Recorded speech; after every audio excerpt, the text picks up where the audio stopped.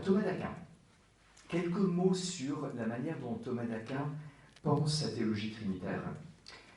D'abord, je vais surtout m'appuyer, pour que vous sachiez, sur la Somme de théologie. La Somme de théologie, c'est probablement l'ouvrage le plus connu de Thomas. Est-ce que vous avez un peu travaillé Thomas ou pas? Non? Oui, à part ceux qui étaient à Sèvres. Bon. Ok. Accrochez-vous. En fait, c'est assez impressionnant.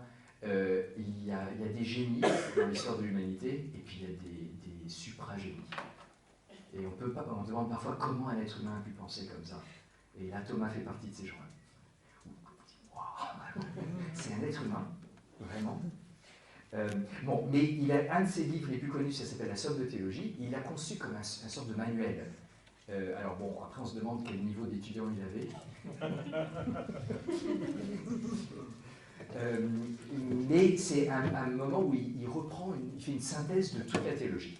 Et du coup, c'est intéressant de voir où il place l'étude de la Trinité. La Somme de théologie est divisée en trois parties.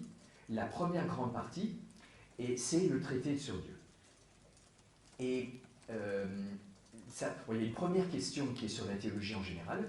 Bon. Et après, il y a trois grandes étapes. La première grande étape, d'habitude on dit que c'est sur l'essence de Dieu. Et d'ailleurs, c'est vraiment sur l'essence de Dieu. Et après, je vous dirai pourquoi je mets un léger bémol. La deuxième partie, c'est sur les personnes en Dieu. Vous avez ça si vous regardez, mais j'ai juste mis la deuxième partie. Donc, pour ceux qui veulent savoir, la question 1, c'est la théologie. Les questions de 2 à 26, c'est l'essence de Dieu. Les questions 27 à 43, c'est sur les personnes en Dieu. La Somme de théologie est divisée en questions.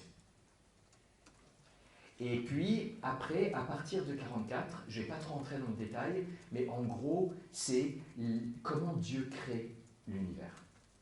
Donc la création à partir de Dieu. Mais ça reste quelque chose sur Dieu.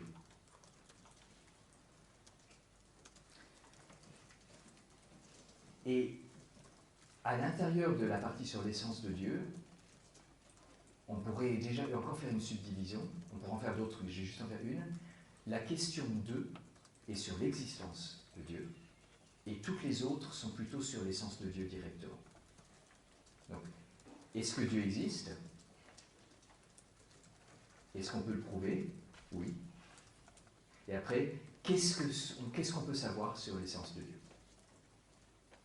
Et puis après, on arrive à la partie que l'on va étudier, c'est-à-dire les personnes. Donc vraiment, la question trinitaire pour Thomas, c'est les personnes. Il y a des personnes en Dieu. Qu'est-ce que ça veut dire?